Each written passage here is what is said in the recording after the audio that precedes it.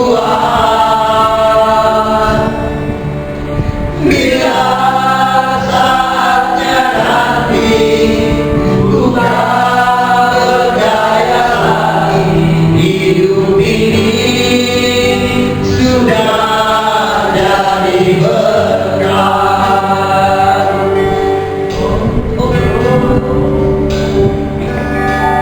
Oh Tuhan, pakailah hidupku selagi aku masih kuat.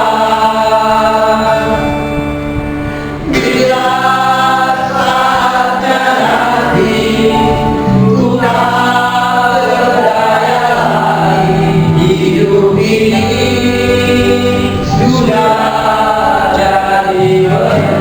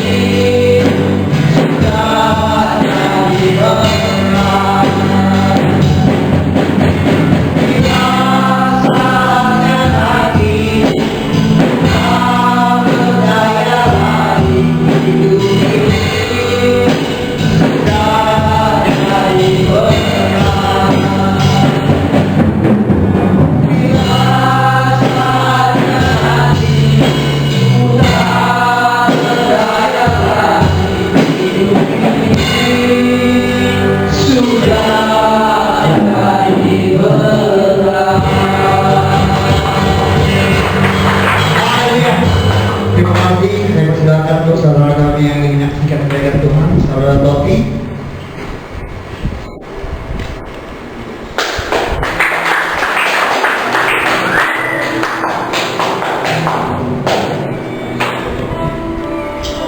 Shalom. Saya mengucap syukur kepada Tuhan pada pagi hari ini kita bisa berkumpul di sini untuk memuji dan memuliakan nama Tuhan. Berdirinya saya di sini membuat kesaksian tentang kehidupan saya, di mana saya terlahir tanpa kedua orang tua dan dibesarkan oleh ibu pengasuh. Seiringnya berjalan waktu, bertumbuhnya saya dewasa, saya sering berbuat hal yang tidak berkenan di hadapan Tuhan. Sering mencuri, hingga narkoba pun sudah pernah saya pakai. Tapi banyak hal yang saya dapatkan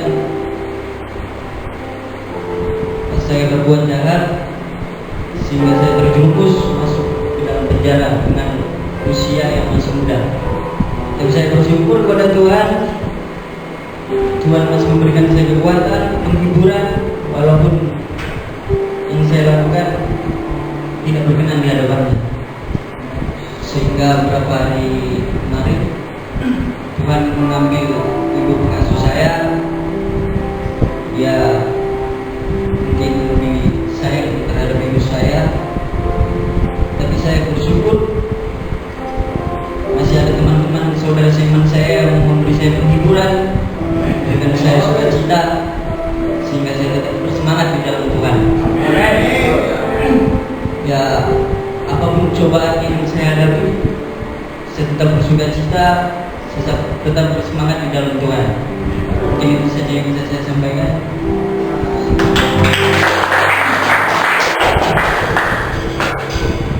Shalom. Shalom. Saya juga ingin menyaksikan kebaikan Tuhan dalam hidup saya, saudara. Di mana 2 hari yang lalu saya mendapat kabar kalau SK saya sudah turun dan saya akan dipulangkan pada tanggal 28 bulan 3 ini. Dan itu membuat saya sangat sukacita. Namun di belakang itu saya berpikir, ketika saya bebas nanti saya sudah tidak bisa lagi ibadah malam, ibadah pagi bersama saudara-saudara saya di tempat ini. Itu menjadi suatu kebiasaan tempat saya di sini ya. Mungkin di situ di luar nanti saya lebih banyak godaan. lebih banyak cobaan, dan kita selalu berpegang dalam Tuhan Yesus. Biarlah kita tetap semangat untuk dekatkan diri kepada Tuhan, agar kita bisa menghadapi segala godaan dalam hidup kita. Amin. Nah, saudara, saya ingin ceritakan tentang hidup saya. Selama saya di penjara ini 3 tahun 3 bulan saya menjalani hukumannya. Dari pertama masuk saya tidak pernah berdoa, saya mulai berdoa. Firman pun saya tidak mengerti, hanya tahu pembahasannya tapi tidak tahu artinya. Tapi di tempat ini puji Tuhan, berkat saudara-saudara juga yang begitu kompak, dan saya bisa belajar sedikit demi sedikit berdoa, walaupun macet-macet doa ya. Tapi puji Tuhan sudah bisa berdoa. Amin. Dan firman Tuhan sedikit-sedikit saya, kadang-kadang saudara-saudara kita yang beribadah berfirman, ada dalam hati ini suara tambah katanya, sambung. Tapi nggak berani, mental masih kurang begitu ya. Tapi puji Tuhan sekarang udah berani tambah-tambah, walaupun hanya sedikit-sedikit saya mengerti. Amin. Dan saya yakin dan percaya jika kita berniat ingin mengetahui isi di Alkitab itu, kalau kita minta kepada Tuhan, Tuhan pasti akan memberi hikmat kepada kita. Amin. Karena Tuhan selalu ada bagi kita. Amin. Terima kasih. Mungkin hanya itu kesaksian saya yang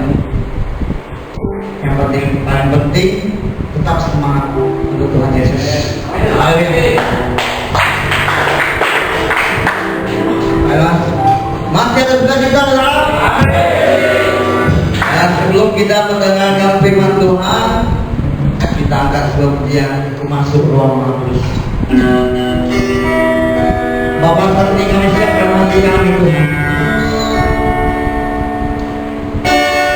Kami datang di hadapan-Mu Bapa. Kami mau menyembah di sini. Inilah kami Bapa.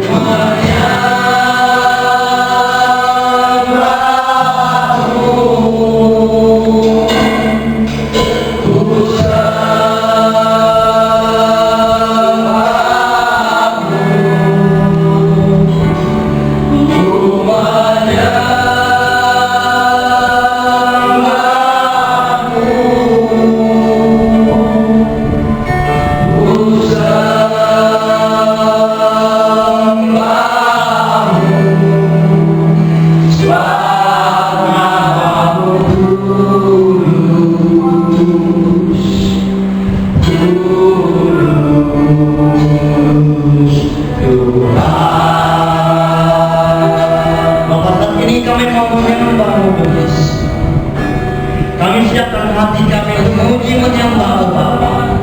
Sebab Engkau Allah yang selalu ada di setiap Tuhan. Engkau selalu Allah yang selalu memberkati kami Tuhan.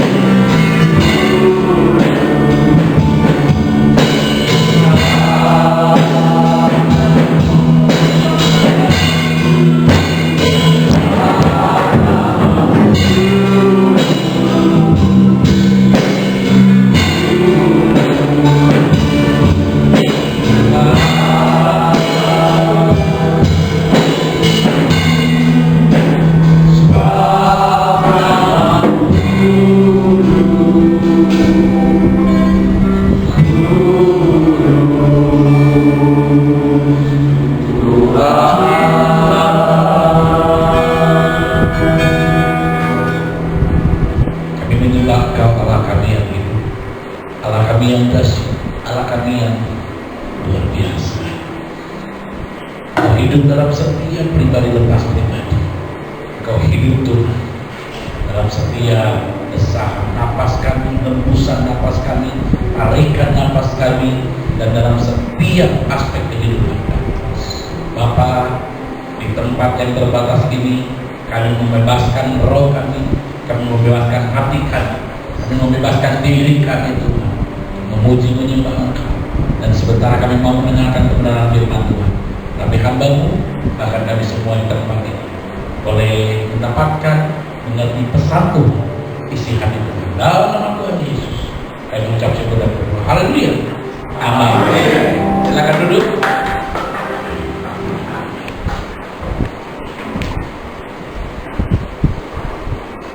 Shalom. Shalom. Orang apa? Shalom. Shalom. Ya, saudara-saudara terkasih dalam Kristus, firman Tuhan hari ini saya mau mengajak kita untuk belajar supaya kita ini berfokusnya kepada Tuhan saja. Ya, jadi ada suatu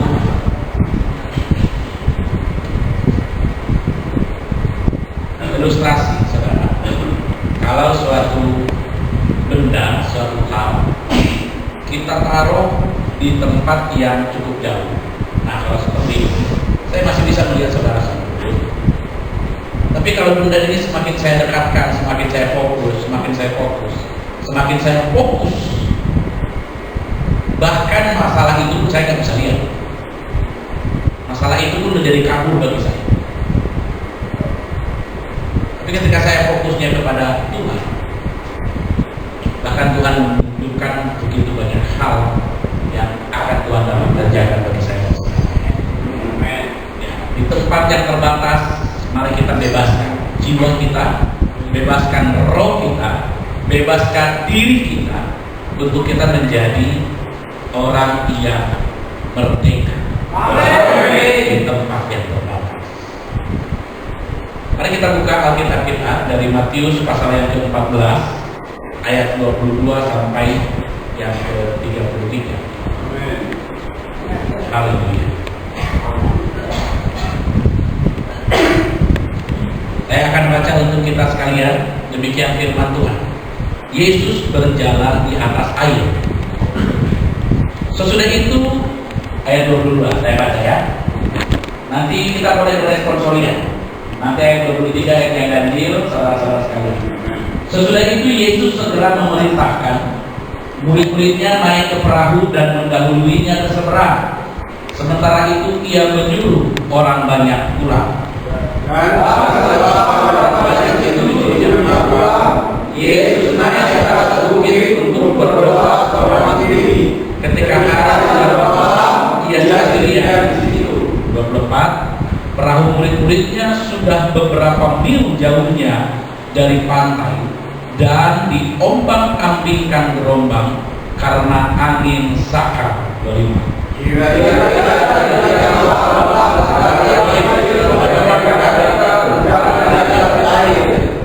Ketika murid-muridnya melihat dia berjalan di atas air, mereka terkejut dan berseru, "Itu hantu!" Lalu berteriak-teriak karena takut. 27.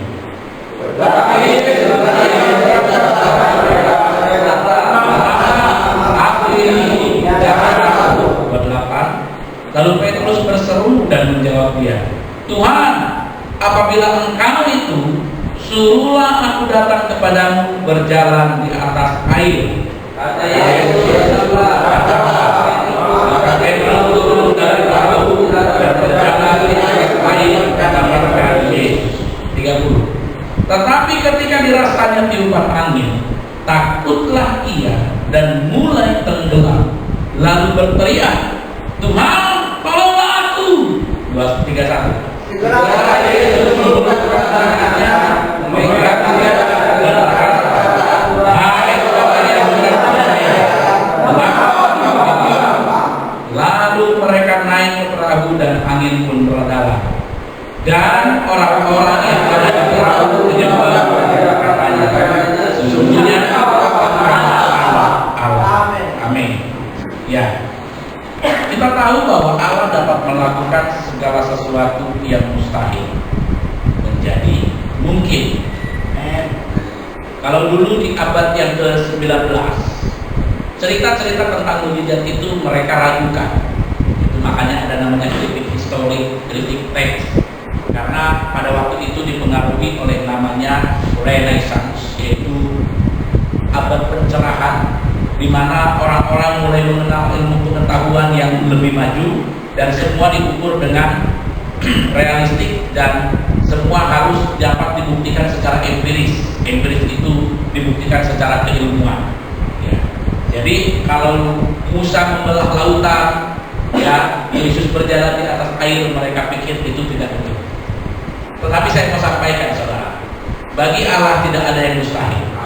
Apa yang bagi kita tidak mungkin, kalau Tuhan katakan aku mau itu terjadi, itu bisa menjadi mungkin. Apa yang bagi Allah tidak bisa, bagi manusia tidak bisa, tapi kalau Allah sudah berkehendak, itu menjadi bisa. Maka dari itu bagian kita adalah terus percaya dan andalkan Tuhan. Tapi kita juga harus percaya, harus tahu bahwa setiap mukjizat itu ada maksud dan rencana. Setiap mukjizat ada rencana Tuhan.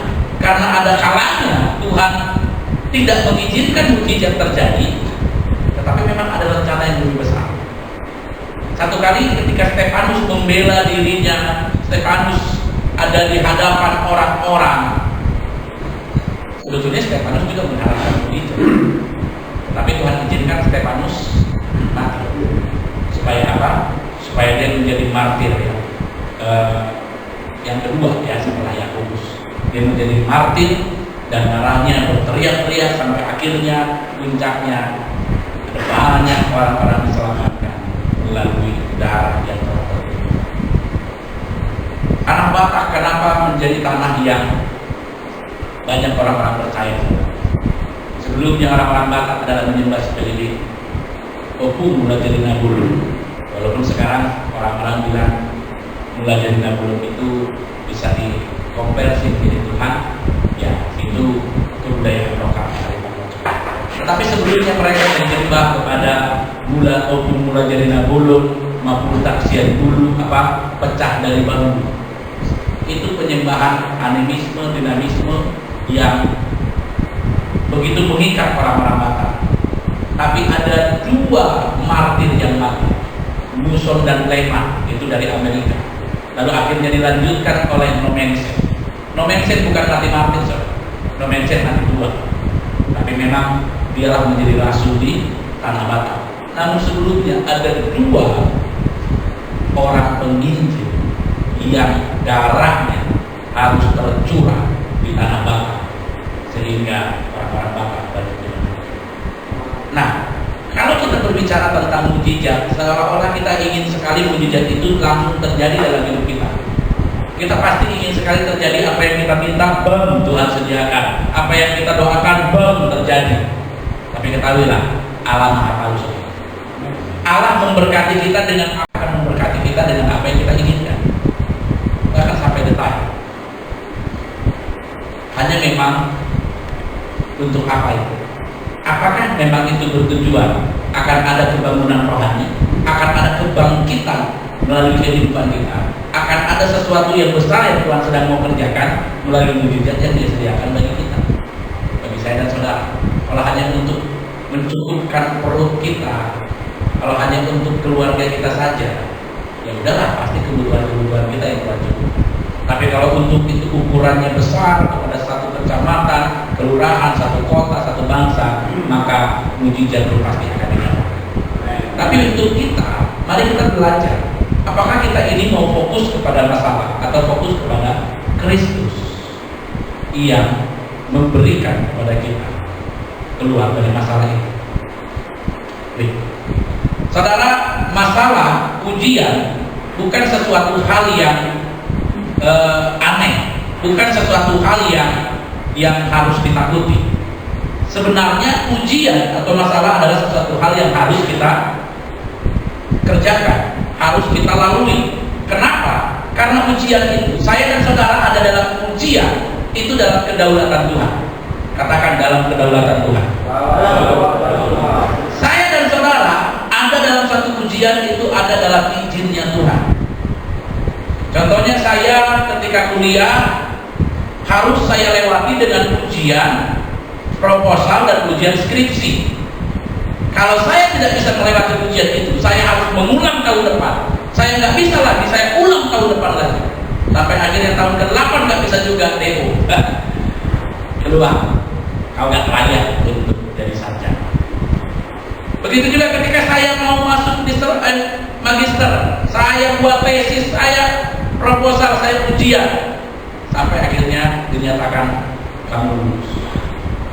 Yang terakhir, ujian disertasi, saya buat proposalnya 3 bulan, saya diuji baik, bahkan terbaik untuk proposal, tapi ternyata setelah ujian terakhir, wah banyak yang kurang, banyak ini, tapi puji Tuhan, ditetapkan kamu lulus.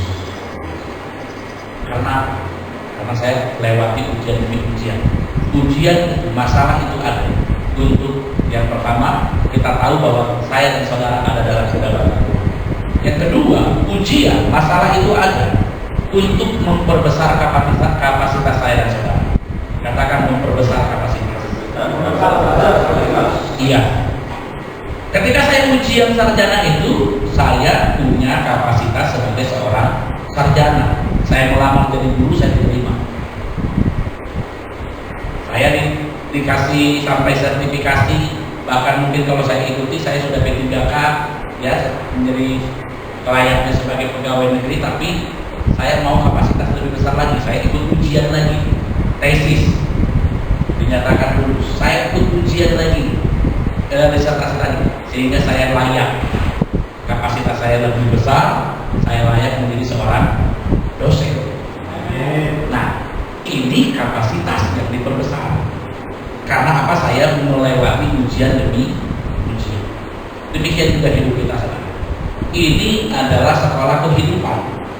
Saudara ada di tempat ini, saya mau sampaikan, ini mungkin menjadi satu sekolah kehidupan di mana ujiannya mungkin juga lebih berat.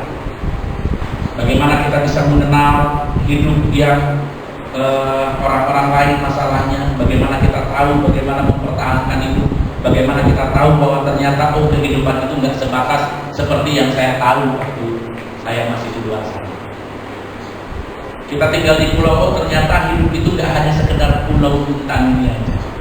Ternyata kehidupan ini banyak hal yang harus kita kerjakan, banyak hal yang harus kita perhatikan, terlebih banyak hal yang harus kita lakukan untuk memuliakan Tuhan. Amin. Jadi ujian itu, masalah itu memperbesar kapasitas kita. Dan terakhir, ujian masalah itu adalah untuk memberikan kepada kita mengalami kemuliaan Tuhan. Amin. Mengalami kemuliaan Tuhan, kita akan mendapatkan pelayanan demi pelayanan yang lain. Ya. Jadi contohnya saya menjadi seorang sekarang kaprodi S2 teologi. Saya punya staf. Kalau perlu apa-apa, saya bilang staf saya namanya Cak, tolong buatkan surat ini. Cak, tolong buatkan surat ini. Ada pelayanan. Begitu juga nanti saudara. Ketika saudara telah lulus, telah mendapatkan suatu predikat, kamu selesai ujian. Walaupun selesai ujian bukan berarti kita selesai hidupnya. Artinya tanggung jawab yang lebih besar akan kita dapat. Tanggung jawab yang lebih besar akan dipercayakan kepada saya dan saudara. Dengan tanggung jawab yang besar itu, maka kita akan mendapatkan kemuliaan dari Tuhan. Nah, begitu juga kita. Apakah kita mau fokus pada masalah atau fokus kepada Tuhan ini? Dengan ketika kita menghadapi masalah itu. Tahun 2023 disebut sebagai tahun badai ekonomi oleh banyak ahli ekonomi dunia. Bahkan Sri Mulyani mengatakan bahwa tahun 2023 ini adalah tahun bencana. Hal ini ditandai dengan banyak PHK dari perusahaan-perusahaan teknologi keras dunia dan diikuti dengan banyak perusahaan startup yang gulung tikar. Memang banyak perusahaan-perusahaan startup. Perusahaan-perusahaan startup itu perusahaan-perusahaan yang besar dan memang mereka besarnya itu cepat, tapi ternyata mengerucutnya pun cepat sekali. Murid-murid Yesus juga pernah ketakutan menghadapi badai ketika sedang naik perahu. Brother apa tadi namanya? Namanya apa? Milo. Ya, ada Milo, ada teh obeng, ada yang lain-lain ya, teh kotak juga. Nah, Brother Milo ini ya, saya yakin di samping dia senang, dia juga mengalami ketakutan. Kalau di luar nanti aku kerja, kalau di luar nanti aku diterima nggak sama orang-orang, kalau di luar nanti aku apa kata orang-orang lain, ketika aku diejek nanti apakah aku akan marah, ketika ada orang yang merendahkan aku nanti apakah aku akan balas. Itu ketakutan yang terbesar dan bukan mudah.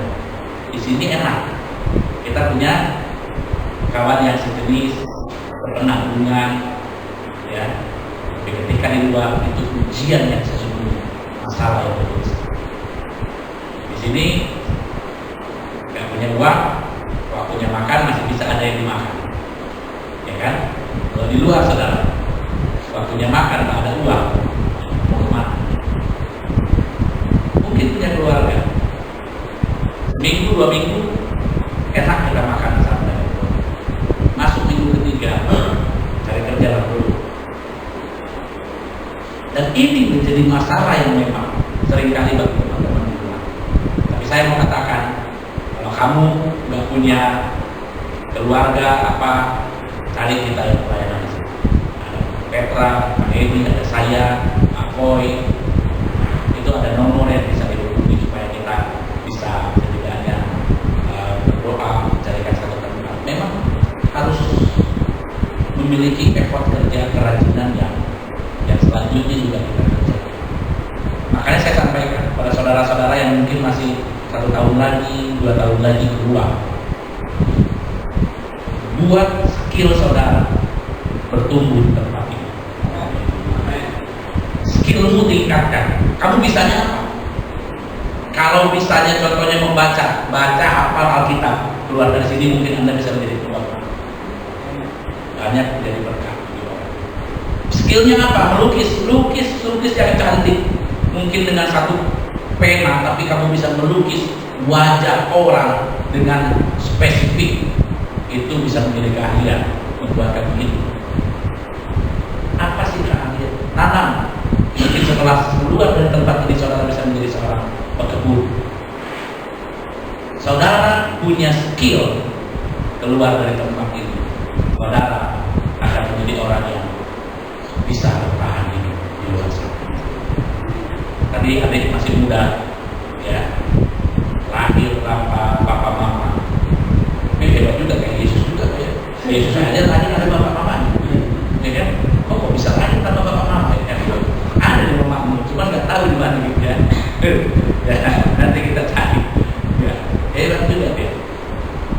Tapi dengan situasi yang kamu alami sekarang, nggak ada yang bisa mungkin menolong kamu rasa mulai effort kerjamu dari tempat ini, dari sekarang ini. Kalau kau belum bisa baca mulai BAB, TUTU, Bata, BAB, TUTU, Batu, ya kan? Nah, ya.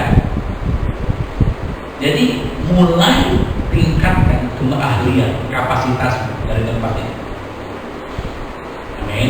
Amin. Supaya kita keluar punya suatu kapasitas yang lebih besar. Amin. Lanjut.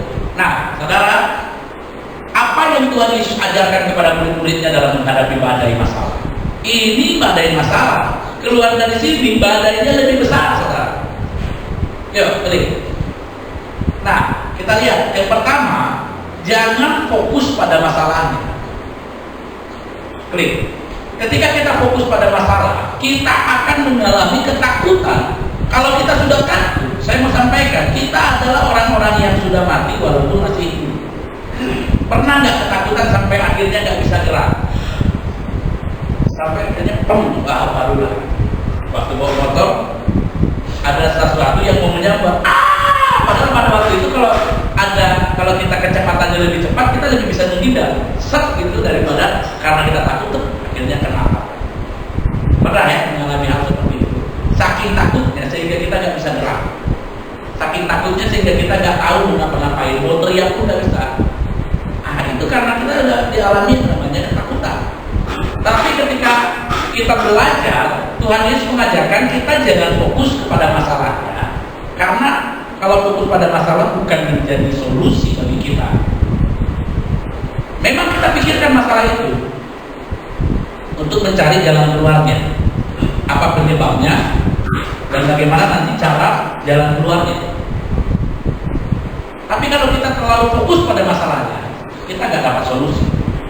Tetapi Tuhan Yesus minta agar kita lebih fokus kepada Tuhan, beriman bahwa Tuhan lebih besar dari masalah yang kita hadapi. Beriman bahwa Tuhan itu lebih besar daripada masalah yang kita hadapi.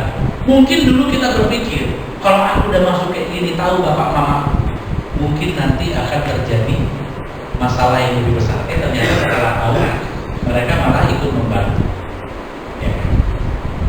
Tadinya kita pikir bahwa kalau bapak mama tahu, mungkin mereka shock, sakit. Ternyata ketika kita sudah berdoa, kita doa, Tuhan beri kekuatan, akhirnya memang tahu juga. Bapak mama malah menjadi mengirimkan bantuan. Bapak mama mungkin malah, ya ada juga mungkin bapak mama yang marah-marah, udahlah kan tanah siapapun kami ini, ya ada juga kayak gitu ya kan. Tapi maka kita jangan fokus kepada masalahnya, fokus kepada Tuhan, sambil kita kerjakan bagian kita untuk keluar dari masalah. Jangan pula terus-terusan berdoa ya kan, sampai akhirnya kita nggak buat apa-apa. Tak boleh juga saudara. Berdiam diri, terus berdoa terus. Saudara berdoa, Tuhan lapar aku Tuhan. Berdoa terus saudara. Tapi saudara ada makanan nggak saudara makan? Masih lapar nggak? Kayaknya Tuhan buat nggak lapar lagi selama-lamanya tadi. Kan? Iya dong. Tuhan lapar aku. Tapi ada makanannya, makan dong. Betul kan? Kecuali kalau saudara puasa tunggu ya, nanti beberapa waktu saya ajarkan sedikit tentang puasa. Jadi ingatlah bahwa Tuhan berjanji akan memberikan kelegaan bagi siapa yang mau datang kepadanya. Matius 11 ayat 28, marilah kepadaku semua yang letih lesu dan berbeban berat, aku akan memberikan kelegaan kepadamu. Tapi selanjutnya pikulah kuk yang kupasang, sebab kuk yang kupasang itu ringan dan tidak berat. Bukan hanya sekedar datang, tapi kita nggak mau kerja. Kita harus encourage diri kita, memperbesar kapasitas diri kita. Kalau dulu mungkin ada yang jualan narkoba, nah sekarang ganti, jangan jualan narkoba. Ilmu jualannya didapat, yang dijual apa? Batu batakah, atau distributor apakah, ya kan? Ikankah, ya? Yang dijual yang membantu orang lain dan memberkati orang lain, itu yang baik, itu yang bagus. Ya. Pak, aku pun kan sebetulnya jual narkoba membantu orang lain ya. Yang sakau itu biar nggak sakau lagi, enggak saudara. Itu nggak sakau lagi sebentar, lama-lama makin sakau. Jadi jangan disamakan. Kalau pemerintah sudah katakan itu tidak boleh, kalau pemerintah sudah katakan itu haram, bagi kita pun kita harus haramkan. Ya, karena kita hidup dalam hukum moral yang ada di Indonesia. Kita ikuti itu. Lanjut. Yang kedua, jangan memperhatikan sekeliling terlalu fokus. Kayak tadi yang saya sampaikan, Romilo. Kalau kita terlalu fokus dengan mulut-mulut orang itu, bilang dari mulut orang itu agak kata kita nggak akan bisa hidup sudah. Siapa itu si Milo itu? Minuman ringan itu ya? Milo dingin atau Milo panas? Hangat.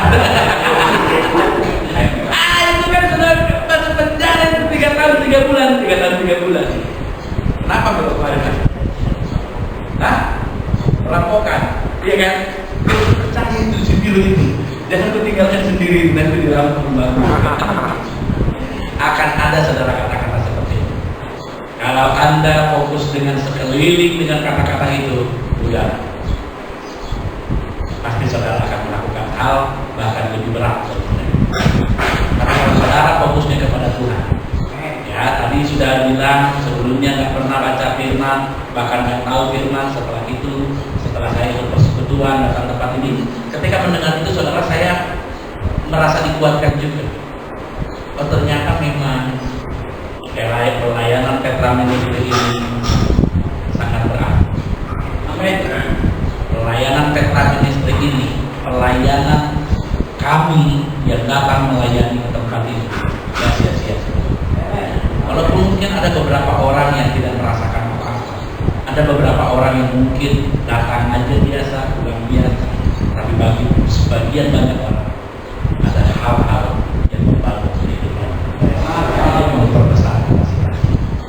Jadi saudara, saya mau sampaikan, jangan terlalu fokus dengan sekeliling, jangan terlalu fokus dengan keadaan.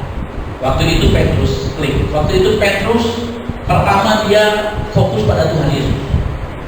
Tuhan, kalau benar itu Engkau, biarkanlah aku jalan padamu. Itu kan di samping keberanian dia fokus pada Yesus. Begitu dia melangkah, dia berjalan di atas air. Tapi ketika dia berjalan di atas air, mulai dia rasakan tiupan angin sekali, mulai ada percikan air kena ke mukanya. Aduh, baru sadar dia, aku ini di atas air banyak. Ya kan, awalnya dia fokus pada Yesus, tapi begitu dia rasakan kan itu kan gelombang masih ada, angin sakal masih dirasakan, saudara. Jadi percikan-percikan air itu masih dirasakan dia ke mukanya. Begitu dia rasanya agak keras ombak itu, buyar dia. Dia fokus pada sekeliling dan akhirnya dia mulai rasakan dia tenggelam. Sebetulnya dia itu nggak tenggelam, karena yang namanya angin ada. Waktu dia jalan nggak mungkin jalannya stop. Dia ngikutin, ketika angin sedikit dia naik di atas angin, di atas air itu kan, lalu ada turun nggak begitu ya kan. Jalan di atas air berarti dia juga tetap merasakan ada ombak. Dia nggak tenggelam. Tapi begitu dia bilang, Tuhan tolonglah aku tenggelam, dia mulai masuk ke dalam air. Lalu akhirnya Yesus segera mengulurkan tangannya dan memegang. Walaupun jaraknya cukup jauh, tapi Yesus kan bisa langsung segera untuk menarik. Saudara, seringkali kita belum masuk, tapi kita sudah merasakan kita masuk dalam satu keadaan yang menakutkan. Seringkali kita belum ada dalam suatu situasi yang bahaya, tapi karena kita sudah mengalami ketakutan terlebih dahulu, sehingga kita fokus dengan bahaya itu. Satu anekdot cerita lucu. Jadi sekitar ada berapa ratus ribu orang yang meninggal karena COVID beberapa tahun yang lalu ya. Akhirnya ini cerita anekdot, ya bukan kebetulan ya, ini cerita aja. Lalu malaikat ngobrol sama COVID ini. COVID kok jahat kali kau? Aku aja nggak ada sampai dalam waktu dekat itu membunuh sekitar ratusan ribu orang. Kau kok bisa matikan orang 100 ribu orang? Lalu COVID bilang sama mereka, mereka sebetulnya kau jangan lagi itu. Bukan aku yang bunuh mereka itu. Nah, kok bukan kau? Iya, yang bunuh itu sebenarnya hanya 10% aja. Jadi macam mana itu? Yang 90% itu sebetulnya mati karena takut. Jadi bukan karena aku yang buat, ketakutan mereka. Jadi berhenti mereka bernapas, ya, lupa mereka napas, lupa mereka untuk bertahan hidup. Jadi matilah mereka. Oh itu. Ya. Kadang-kadang saudara, dengan situasi ketakutan itu, kita sudah mati walaupun kita masih hidup. Sehingga kita nggak bisa berkarya, kita nggak bisa berdoa, kita nggak bisa cari Tuhan, kita nggak bisa ngapa-ngapain karena kita pikir semua sudah berakhir. Karena ketakutan. Jangan terlalu fokus dengan keadaan dan masalah sekeliling. Amin. Fokuslah pada Tuhan yang sanggup menolong. Mulai baca Alkitab, karena firman Tuhan katakan Roma 10 ayat 17, iman timbul dari pendengaran, pendengaran akan firman Kristus. Kalau nggak ada firman dalam hati, maka nggak akan muncul iman itu. Kalau nggak ada firman yang keluar menjadi rema dalam diri kita, maka tidak akan ada yang namanya iman. Maka baca kitab suci, baca Alkitab akan memunculkan iman, dan iman itu akan mengalahkan rasa takut sedikit demi sedikit. Bahkan ada juga mengalahkan rasa takut dengan secara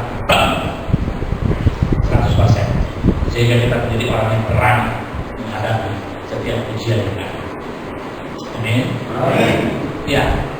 Jadi Tuhan Yesus mengajarkan agar kita belajar tidak terlalu terpengaruh keadaan sekitar. Situasi ekonomi global memang diprediksi akan terus memburuk, tapi percaya bahwa Tuhan berjanji selalu menyertai saya dan saudara dalam setiap musim hidup kita.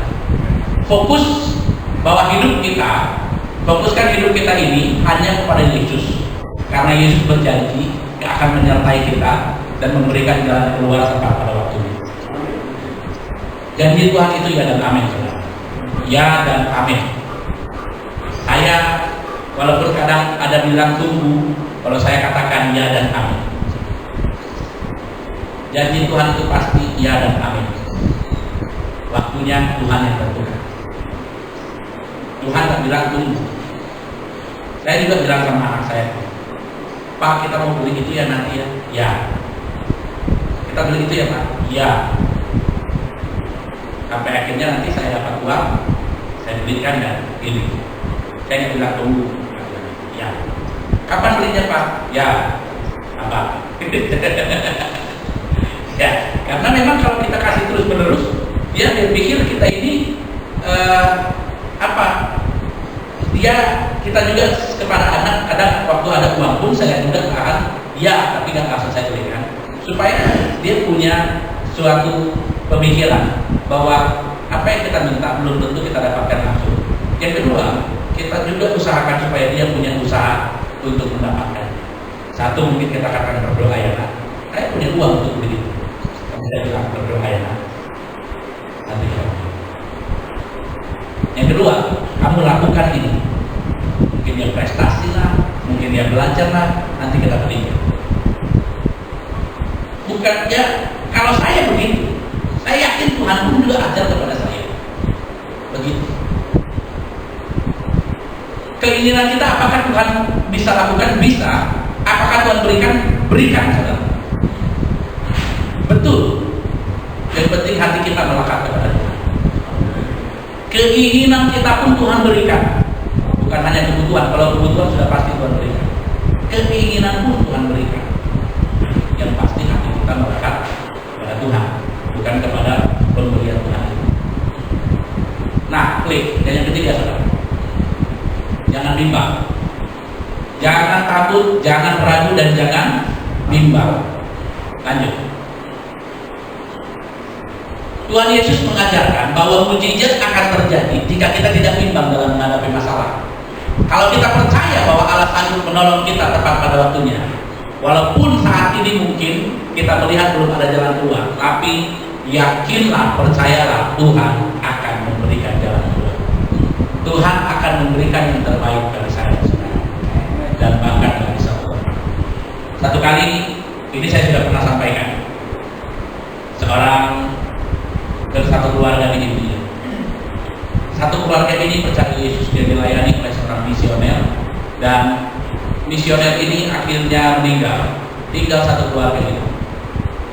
Mereka diajarkan satu lagu, I have decided to follow Jesus. I have decided to follow Jesus. I have decided to follow Jesus. Not turning back, not turning back. Mereka hanya tahu satu lagu itu, mengikut Yesus untuk satu, kita ingat. Satu sampai akhirnya satu kampung itu, kepala kampung menangkap mereka karena mereka kaki kita ini satu kampung, satu keluarga semua harus menyembah kepada satu dewa yang sama. Lalu mereka dibilang, dikasih pilihan, kalian ingkari Yesus kalian itu, maka kalian akan tetap kami biarkan dan hidup bersama damai dengan kami. Kalau kalian ingkari, dua anak kalian kami akan bunuh. Mereka hanya nyanyi tutup mata, lalu akhirnya dibunuh, saudara. Ditawarkan kepada laki-laki itu, kalau kau mau mengingkari Yesus, mengingkari imanmu itu, kalian tidak akan aku bunuh. Tapi kalau kau mengingkari, istrimu akan aku bunuh depan mata. Lalu akhirnya dia tetap nyanyi, I have decided to follow Jesus. Dia dengan tutup mata, istrinya bunuh.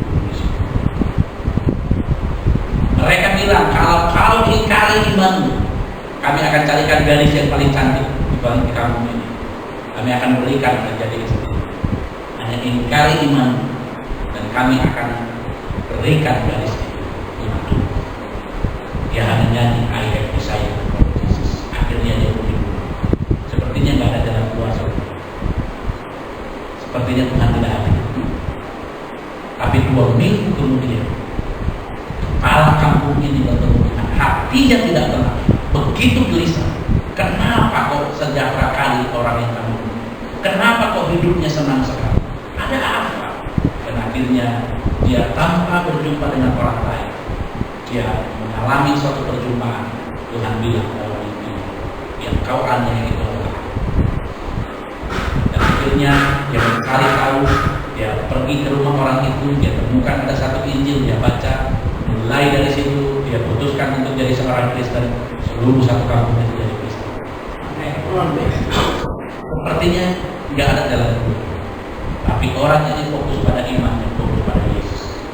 Melalui kematian mereka, 4 orang martir, satu kampung diselamatkan. Dan ini bukan bicara tentang martir. Ini bicara tentang bagaimana kita memfokuskan diri kita kepada Tuhan. Mungkin melalui saudara, keluarga saudara akan dimenangkan. Mungkin melalui saudara, keluarga saudara akan mendapatkan ekonomi yang semakin naik. Jadi mulai hari ini saya mau sampaikan kepada kita. Yang pertama, hadapi masalah yang sedang ada saudara. Yang kedua, fokuslah pada Kristus. Dan yang ketiga, tingkatkan skill saudara.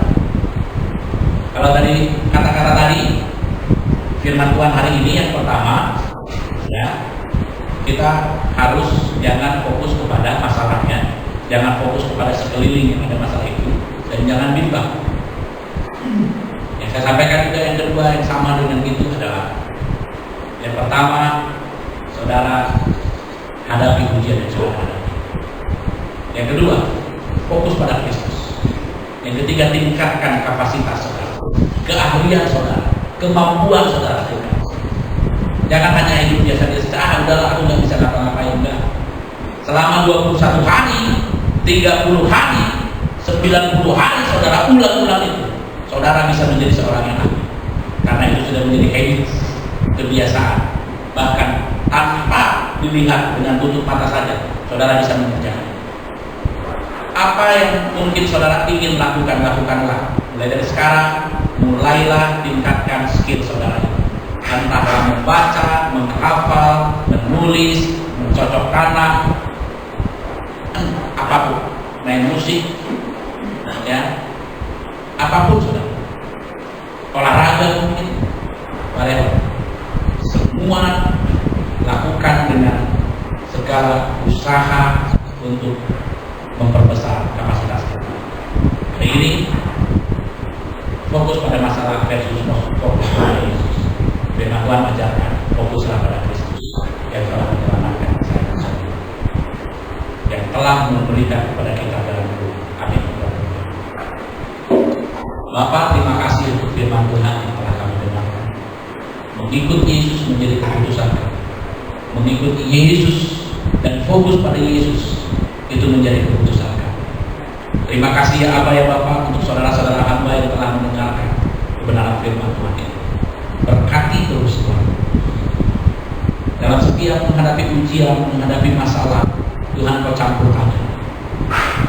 Biar setiap pribadi lepas pribadi bisa fokus kepada Tuhan. Bahkan memperbesar kapasitas mereka. Mereka tidak bimbang karena ada Yesus, ada Tuhan yang Maha Besar, yang sanggup melakukan segala sesuatu. Tiada mustahil baginya. Dan kalau Tuhan sudah mengatakan ya, maka pasti akan terjadi. Kalau Tuhan sudah mengangkat, maka tidak ada orang yang dapat untuk menurunkan. Kalau Tuhan sudah membuka, tidak ada satupun yang dapat menurunkan. Terima kasih ya Abah ya Bapak. Terima kasih untuk firman-Mu. Terima kasih untuk berkat. Kami mengucap syukur Bapak. Dalam nama Tuhan Yesus saat ini hamba juga berdoa. Milo beri ke depan. Engkau memberkati anak-Mu Milo Tuhan yang 2 hari ke depan akan berdoa untuk anak Milo yang 2 hari ke depan akan keluar. Biarlah urapan Tuhan turun pada Milo. Dalam nama Tuhan Yesus, Engkau memberikan Tuhan kekuatan, Engkau memberikan hikmat kepadanya, dalam menghadapi setiap ujian, permasalahan di luar sana. Hamba berdoa keluarganya boleh menerima dia Tuhan. Hamba berdoa orang-orang lingkungan sekitar bahkan pekerjaan boleh menerima Milo. Dalam nama Tuhan Yesus, Roh Tuhan memenuhi hati dan pikiran Milo. Kuatkan dan teguhkan hatinya Tuhan. Hamba perkatakan dalam nama Tuhan Yesus, kalau dia datang ke tempat ini adalah untuk melayani, bukan lagi sebagai pesakitan. Terima kasih Bapak, urapi dia. Dari tempat ini yang berdoa memberkati keluarga yang akan menerima dia Tuhan, pekerjaan dan lingkungan yang akan menerima dia. Terima kasih Bapak yang baik. Berkati keluarga besarnya, berkati keluarganya, dan berkati masa depan. Dalam nama Tuhan Yesus. Terima kasih Bapak yang baik. Hamba berdoa Engkau memberkati Kalapas, memberkati semua jajaran yang ada di bawahnya, memberkati para sipir yang ada Tuhan, bahkan memberkati semua orang-orang yang bekerja di lapas umum ini, biarlah mereka juga mengalami takut akan Tuhan. Mereka boleh melakukan segala pekerjaan dengan jujur, dengan baik, dan dengan penuh kasih. Memberkati semua orang-orang yang ada tinggal di lapas ini Tuhan. Tuhan, Engkau boleh membentuk setiap pribadi lepas pribadi, boleh menjadi pribadi lepas pribadi yang mengalami perubahan dan menjadi orang-orang yang bahkan menjadi berkat bagi bangsa dan negara ini. Terlebih, hamba berdoa untuk semua saudara-saudara hamba yang saudara seiman di tempat ini Tuhan. Terus perbesar kapasitas mereka. Tuhan, Engkau terus campur tangan dalam hidup mereka. Kalau yang sudah waktunya keluar Tuhan, Engkau memberkati kemurahan Tuhan, kemurahan manusia, Kalapas dan semua yang mengurusnya Tuhan. Engkau menjamah mereka dan memberikan surat untuk keputusan SK untuk keluar ya Tuhan. Yang harusnya menerima remisi, mendapatkan remisi Bapak, bahkan mendapatkan yang lebih daripada orang-orang yang lain Tuhan. Memberkati semua pelayan-pelayan yang ada Tuhan, menjadi pelayan-pelayan yang bukan hanya di tempat ini, keluar dari tempat ini mereka menjadi pelayan-pelayan Tuhan yang tulus dan dipakai lebih besar lagi. Memberkati Petra Ministry, Pak Edi, Ibu Petra, anak-anaknya Tuhan, bahkan setiap usaha mereka diberkati Tuhan. Terlebih Engkau memberkati kesehatan hamba-hamba ini. Pak Edi dan Ibu Petra sehat sempurna Bapak, sehingga mereka boleh terus berkarya dan lebih besar lagi. Memberkati Pak Irwan, memberkati Pak Niko, memberkati seluruh pelayanan Tuhan yang ada di tempat ini. Terima kasih Abah ya Bapak. Kami mengucap syukur untuk ibadah kami di hari Minggu ini. Dan sebentar kami mau berpisah satu dengan yang lain. Kami siap untuk menerima berkat daripada Tuhan. Mari kita bangkit berdiri, kita arahkan hati pikiran kita pada Tuhan. Terimalah berkat, kasih karunia Allah Bapa, kuasa kebangkitan Tuhan Yesus Kristus, persekutuan penyertaan Roh Kudus turun mengurapi memberkati engkau, memberkati istrimu, memberkati anak-anakmu, memberkati papa mamamu, dan memberkati semua keluarga besarmu dengan berkat rohani dalam sorga, menjadikan semuanya sehat, menjadikan semuanya kuat, fokus pada Kristus, dan menerima berkat yang berlimpah daripada sorga. Terimalah berkat ini dalam nama Tuhan Yesus Kristus yang diberkati bersama saya, katakan amin. Selamat hari Minggu, Tuhan Yesus memberkati.